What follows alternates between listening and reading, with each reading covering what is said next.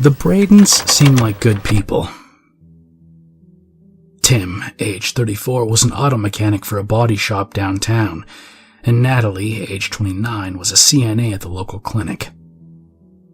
They lived in a nice 2-story house just across the river, with a few acres of land separating them and the nearest neighbors.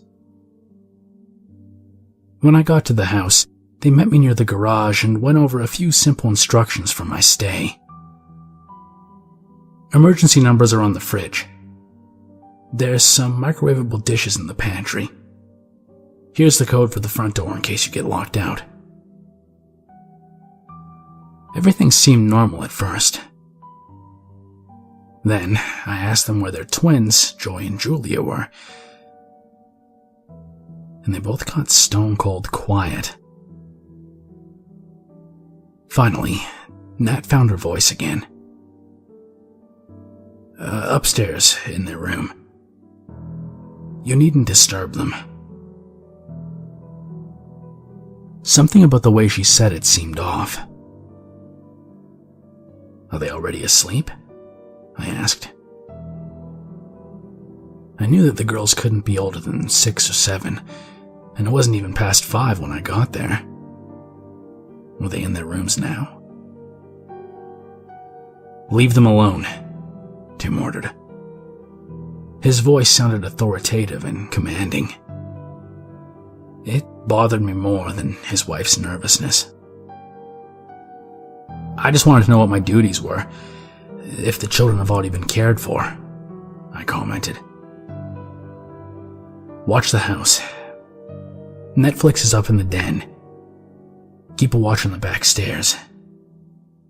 And don't, under any circumstances, let them out of their room. Is that understood? Tim responded.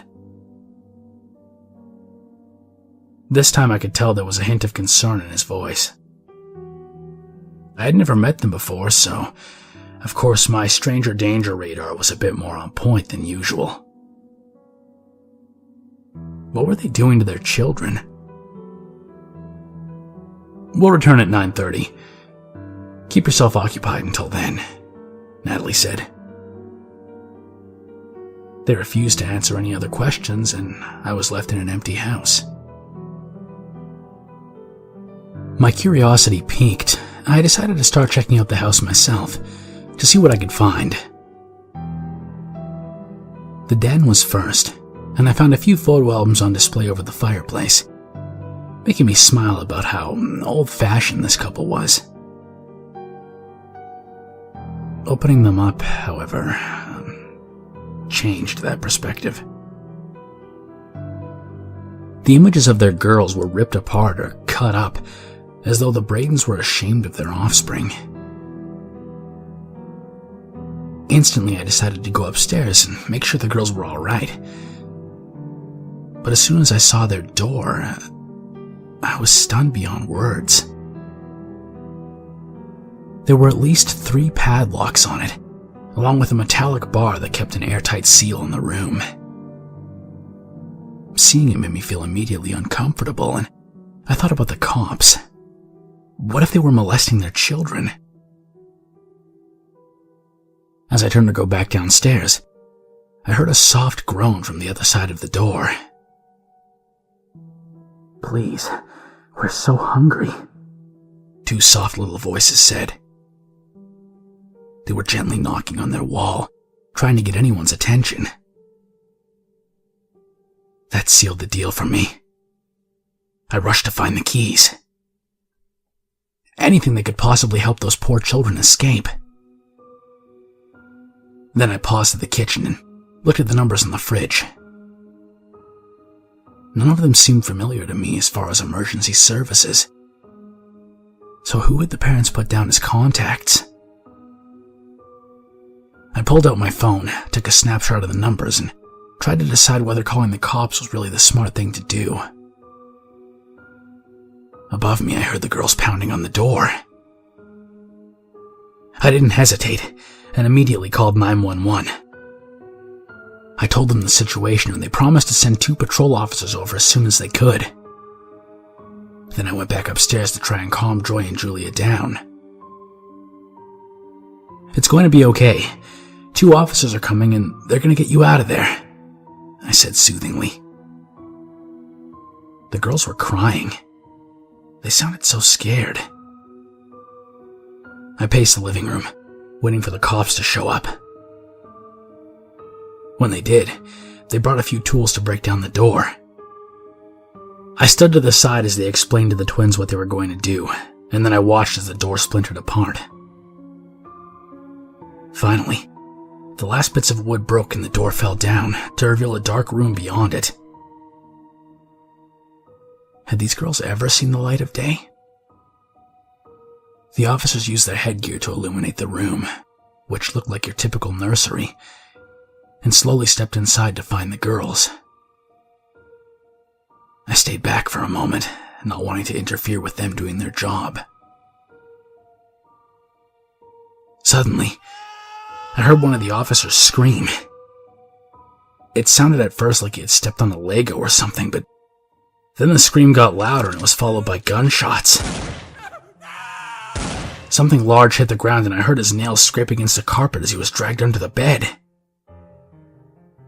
The second officer was no different. In less than a few minutes, something inside the room grabbed him and broke every bone in his body. I watched as he collapsed to the floor like a rag doll. Then, from amidst the dim light their headgear provided, I saw 2 tiny frames step over the broken fresh kills. Joy and Julia. They had smiles on their faces, along with blood dripping from their mouths. Their teeth reminded me of sharks. Then they stepped toward me, eyes gleaming like they saw me as their next meal. I panicked. I ran to their parents' room and slammed their door closed. Soon I heard the same gentle knocks on my door. "Please, come play with us," the girls said in unison.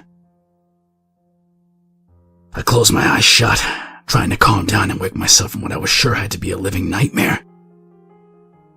Then I remembered the numbers on the fridge. I pulled my phone out and memorized them quickly, dialing as fast as my fingers would allow.